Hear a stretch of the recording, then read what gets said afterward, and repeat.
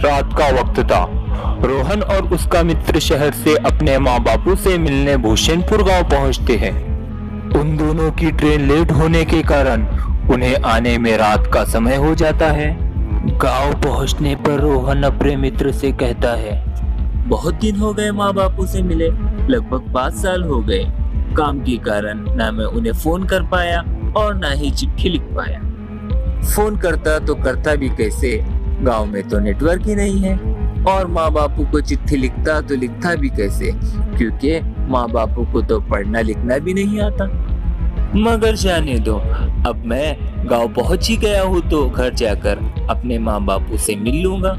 हाँ भाई, चलो चलो अपने माँ बापू से जाकर मिलते हैं। ये कह के दोनों अपने घर की तरफ निकल पड़ते हैं। घर रेलवे स्टेशन से 2-3 किलोमीटर दूर होने के कारण उन्हें किसी सवारी की जरूरत थी, इसलिए वो सवारी को ढूंढने लगे। मगर रात का समय होने के कारण गांव में कहीं कोई सवारी दिखाई न पड़ रही थी।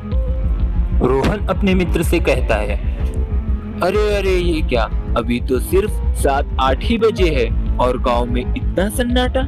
मैं जब अपने माँ बापू के साथ इस गांव में रहता था तब इस वक्त भी लोगों की चहल पहल सुनाई पड़ती थी। मगर ये क्या, अब देखो 5 साल बीतने के बाद लोग कितने आलसी हो गए हैं। कोई अपने घर से बाहर तक नहीं निकल रहा, बाहर निकलना तो छोड़ो, कोई अपने घर का दरवाजा तक नहीं खोल रहा। हाँ भाई, लोग भी ना कैसे हो चुके हैं। मगर जाने दो, चलो चलो हमें घर भी तो पहुंचना है। ये कह के दोनों पैदल ही अपने घर की तरफ निकल पड़ते हैं। मगर रात का समय होने के कारण गांव में चारों तरफ सन्नाटा पसरा हुआ था। उन दोनों की नजर जहां तक भी जाती, उन्हें सिर्फ अंधेरा ही अंधेरा दिखाई पड़ रहा था। अंधेरे के कारण उन्हें कुछ साफ साफ भी दिखाई न पड़ रहा था। मगर वो दोनों फिर भी धीरे धीरे गांव की तरफ बढ़े जा रहे थे।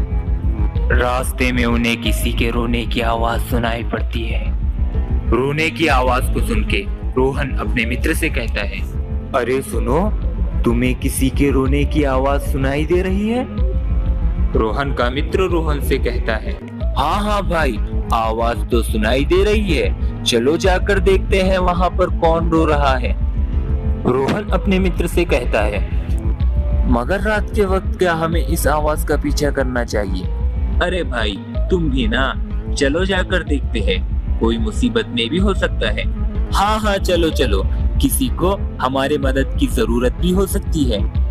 वह कहकर दोनों उस आवाज का पीछा करने लगते हैं। आवाज का पीछा करते करते वो दोनों एक पेड़ के पास जाकर रुकते हैं। उस पेड़ के सामने एक महिला रोती हुई दिखाई पड़ती है।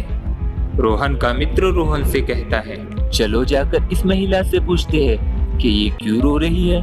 क्या रात के समय इस महिला से हमारा जाकर पूछना ठीक होगा? तू भी ना इतना मत डरा कर, वो किसी मुसीबत में भी हो सकती है, उसे हमारे मदद की जरूरत भी हो सकती है। यह हमारा फर्ज बनता है कि हम उसकी मदद करें और हम उससे पूछें कि वो क्यों रो रही है। हाँ हाँ भाई, चलो चलो, हम उस महिला से जाकर पूछते हैं कि वो क्यों रो रही है।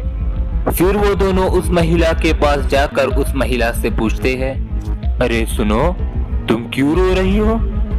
रोहन के मित्र की आवाज सुन के वो महिला शांत हो जाती है और रोहन के मित्र के तरफ देखती है। देखते ही देखते वो महिला एक चुड़ैल का रूप ले लेती है। उस चुड़ैल को देख के वो दोनों बहुत ज्यादा डर जाते हैं और डर के कारण दोनों जमीन पर गिर जाते हैं। चुड़ैल दोनों की तरफ धीरे धीरे बढ़ने लगती है, मगर चुड़ैल को अपनी तरफ आता देखकर दोनों जल्दी से उठ के दौड़ने लगते हैं। मगर दौड़ते दौड़ते रोहन का मित्र एक पत्थर से टकराकर जमीन पर गिर जाता है। जैसे ही रोहन का मित्र जमीन पर गिरता है, चुड़ैल उसके पास आकर उसे उड़ा कर ले जाने लगती है। रोहन बहुत डरा हुआ था, मगर डरा हुआ रोहन कहता है, अरे मेरे मित्र को छोड़ दो मेरे मित्र को, उसे मत ले जाओ। मगर चुड़ैल कुछ जवाब नहीं देती और रोहन के मित्र को उड़ा कर ले जाने लगती है। डरा हुआ रोहन उस चुड़ैल का पीछा करने लगता है। उस चुड़ैल का पीछा करते करते रोहन एक कुएं के पास पहुंचता है। मगर ये क्या, चुड़ैल रोहन के मित्र को कुएं के पास फेंक देती है। और चुड़ैल खुद भी रोहन के मित्र के पास जमीन पर आकर खड़ी हो जाती है।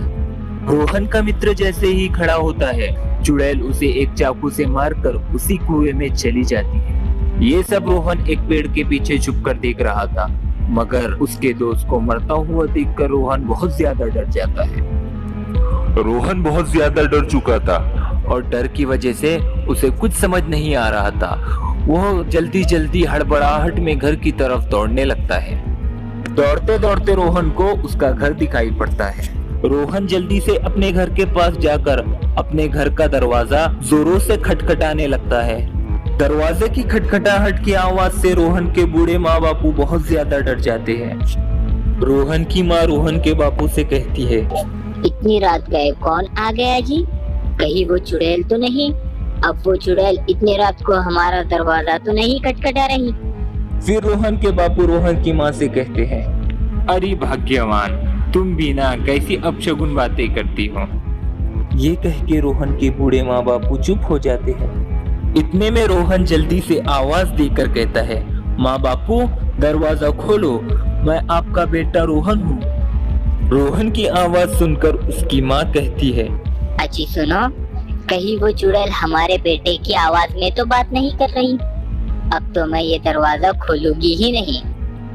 फिर रोहन के बापू रोहन की माँ से कहते हैं, अरे भाग्यवान, तुम भी ना इतना मत डरा करो। अगर ये हमारा बेटा हुआ तो रात को कहाँ सोएगा।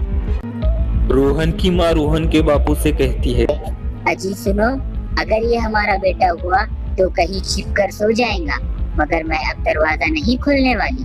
ये कह के रोहन के बूढ़े माँ बापू चुप हो जाते हैं। रोहन विचार करता है, माँ बापू उस चुड़ैल से डरकर शायद दरवाजा नहीं खोल रहे हैं। फिर रोहन आसपास देखने लगता है।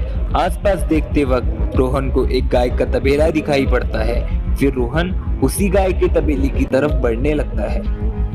रोहन विचार करने लगता है, अरे मैं अभी इसी तबेले में सो जाता हूँ, कहीं वो चुड़ैल आ गई तो।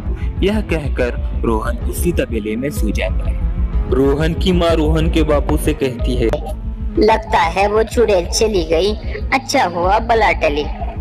ये कहकर रोहन के बूढ़े माँ बापू सो जाते हैं। फिर सुबह का वक्त हो जाता है और रोहन उठकर अपने घर की तरफ बढ़ने लगता है। फिर रोहन अपने घर का दरवाजा खटखटाने लगता है। खटखटाहट की आवाज सुनकर रोहन की बूढ़ी माँ दरवाजा खोलती है। फिर रोहन अपने बूढ़े माँ बापू से कहता है, माँ बापू आपने रात को दरवाजा क्यों नहीं खोला? बेटा, आजकल गांव में एक चुड़ैल का साया है, हमें लगा कि रात को वही चुड़ैल दरवाजा खटखटा रही है, इसीलिए हमने दरवाजा नहीं खोला। हाँ माँ, मैं कल रात को अपने मित्र के साथ घर पर वापस आ रहा था, पर तभी उस चुड़ैल ने मेरे मित्र को पकड़कर मार दिया और खुद उस कुएं में चली गई। फिर यह कहकर रोहन रोने लगता है। फिर रोहन को रोता देखकर रोहन की माँ उससे कहने लगती है, अरे बेटा रो मत, मैं तुझे उस चुड़ैल की पूरी कहानी बताती हूँ। पास ही के गांव में भोला और उसकी पत्नी रहा करते थे। भोला की पत्नी का नाम पायल था। पायल भोला से बहुत ही ज्यादा प्यार किया करती थी। एक दिन जब भोला काम कर कर घर पर वापस आ रहा था, तब एक चोर ने भोला को मारकर उसके सारे पैसे चुरा लिए। जब पायल को ये बात पता चली तो उसने उसी कुएं में कूदकर अपनी जान दे दी। और तभी से पायल एक चुड़ैल बनकर गांव में आने जाने वाले लोगों को रात के समय मारा करती है। ये सब सुनकर रोहन अपनी माँ से कहता है, माँ इस चुड़ैल का कुछ तो इलाज करना ही पड़ेगा। ये कहकर रोहन उस चोर को ढूंढने निकल पड़ता है। ढूंढते ढूंढते उसे एक आदमी दिखाई पड़ता है। वो आदमी रोहन को आवाज देकर कहता है, अरे बेटा तुम इस गांव में नए दिखाई पड़ रहे हो, क्या हुआ, तुम किसी को ढूंढ रहे हो क्या? हाँ, मैं कल ही शहर से वापस आया हूँ, मगर कल रात मैं जब गांव में वापस आ रहा था तब एक चुड़ैल ने मेरे मित्र को मार दिया। मुझे पता चला है कि वो एक चोर को ढूंढ रही है, तो अब मैं भी उसी चोर को ढूंढने निकल पड़ा हूँ। अरे बेटा, एक चोर तो उस घर के पास रात को हमेशा चोरी करता हुआ दिखाई पड़ता है, मगर क्या करे, उस चुड़ैल के डर से कोई उसे पकड़ने अपने घर से बाहर तक नहीं निकलता। फिर रोहन उस चोर को पकड़ने का प्लान बनाता है और रात होने का इंतजार करने लगता है। और रात होते ही रोहन उसी चुड़ैल के कुएं के पास जाकर खड़ा हो जाता है। रोहन को कुएं के पास खड़ा हुआ देखकर चुड़ैल कुएं से बाहर निकलती है। मुझे मत मारना, पहले मेरी बात तो सुन लो। मुझे पता चला है कि तुम उस चोर को ढूंढ रही हो जिसने तुम्हारे पति को मारा था। आज उस चोर को मैं पकड़कर तुम्हारे हवाले कर दूंगा, मगर उस चोर को पकड़ने के बाद तुम इस गांव से चली जाना। रोहन की बात सुनने के बाद चुड़ैल रोहन से कहती है, ठीक है, मैं उसे पकड़ने के बाद इस गांव से चली जाऊंगी, मगर तेरी बात झूठ निकली तो मैं तुझे तो मारूंगी ही और तेरे साथ साथ पूरे गांव को भी जलाकर राख कर दूंगी। नहीं नहीं, मैं झूठ नहीं कह रहा हूँ, तुम मेरे साथ तो चलो।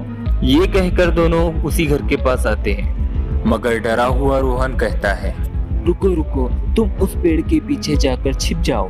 अगर वो चोर आता है तो मैं तुम्हें आवाज देकर बुला लूंगा।